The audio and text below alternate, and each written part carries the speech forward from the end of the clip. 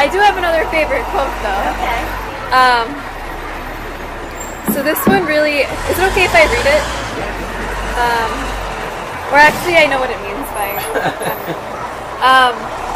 so with the experience of theater, of dancing, of photography, I really found confidence and strength within myself.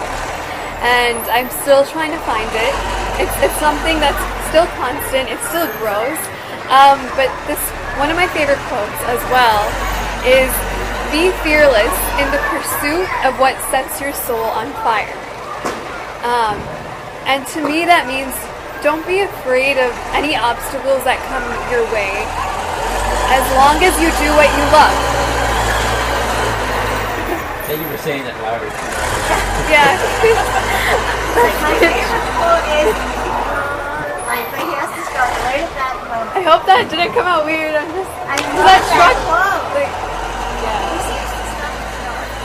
It's on a truck. It's like Yeah, it's over here.